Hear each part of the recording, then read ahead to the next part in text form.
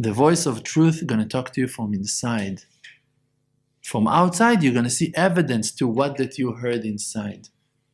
When you come to a class, you don't come to learn, means that they're going to teach you what to do. You need to hear from them and then to think about it from inside, and to lishkol, to check, to count, to measure, to think about it with your tools, and to say, do I want to do it? Should I do it? Is it going to be good for me? Now they're going to tell you that you have to do this and that in that class. You're going to go and tell it to your wife. Now it kills her. It makes her ground shaky. She is not stable anymore. She feels like her world collapsed. Now you tell her you need to cover your head. She cannot do that. Maybe she's not able yet to do that. I know that my wife, she told me, you will never gonna understand. I'm talking about 14 years ago. She told me to cover my head is the hardest thing in the world for me. She said, you can never understand what it means for a woman to cover her head. She said, it's the biggest sacrifice that I ever sacrificed before. To cover her head, for us, it's not we put a kippah, I don't know what, if we should have put kisui rosh, would we care about it? It's a shtuyot. Men doesn't feel it. But for women, they grew up with their hair and all of their beauty and all of their confidence and all of their honor, and I don't know, a lot of things depends in their hair.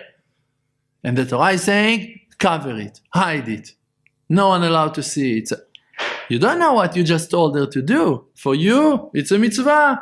No, we should, we have to. What? You want our children to be sinners? You want them to be kicked out from school? You know what you're doing? You're playing with their heart now. You're with a knife, you're playing with their heart now. And you don't realize that. Why you don't realize that? Why? Because you heard from your rabbi that he just said in class that it's so important, that the education of the children depends on it. You killed your wife just now. Literally, you just murdered your wife. So you need to understand that sometimes it's better that she will not going to cover her head yet, and that you're going to do the tshuva that requires for you to purify those vessels, that she also going to be able to cover her head, to contain that light, amazing light of modesty. Wonderful. Yes, it is on the way. Yes, it will come, but it's not your level yet. So you need to do tshuva on the number of times that you were looking on women that are playing with their hairs, and I don't know what. Maybe if you're going to see me playing with my peot for a few classes, it's going to help you to purify your nonsense that you were looking. All of commercials to shampoo and I don't know what. Okay, yes, you need to fix it. You're not allowed to. If you realize that, first of all, you're not allowed, that's not allowed. So first of all, you fix your wife.